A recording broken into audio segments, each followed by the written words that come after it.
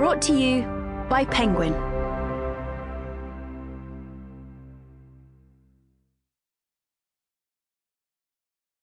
Christmas with the Engine Girls by Daisy Stiles.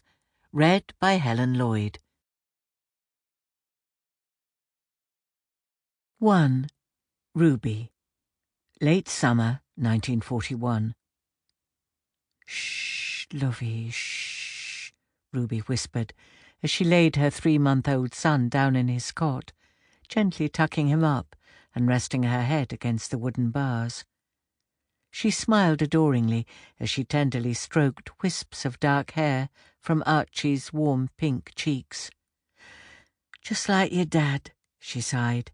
"He would be so proud of you, sweetheart," she added, as she reluctantly rose to get ready for her early morning shift at the Bell Works factory in Hucknall, across town from the red brick terraced house she shared with her mother and sister in Nottingham. So far, her husband George hadn't even seen his son. Stationed with his infantry unit somewhere in England, he had not been given compassionate leave when Archie was born.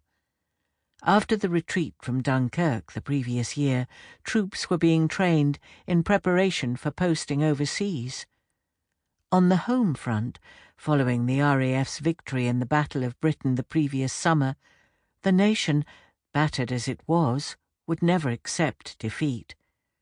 The same firm resolve sounded from one end of Britain to the other. There was absolutely no thought of ever giving up. Every man and woman openly declared that they would rather die than accept a tyrant as their leader. It was a conviction that had grown even greater after the Blitz on London and other major cities.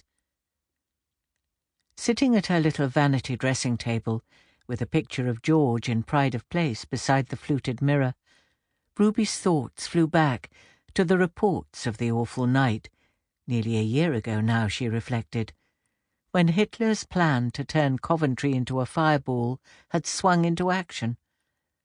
On a moonlit night, when it was bright enough for the Luftwaffe to see the traffic moving around, the city was subjected to an 11-hour continuous bombing campaign, the aim being to knock out Coventry as a major centre for wartime production.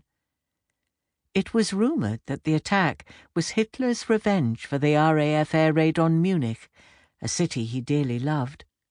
500 tons of explosives and 30,000 incendiaries were unleashed, pounding ancient Coventry over and over again, until the glow from the burning ruins could be seen as far away as Birmingham.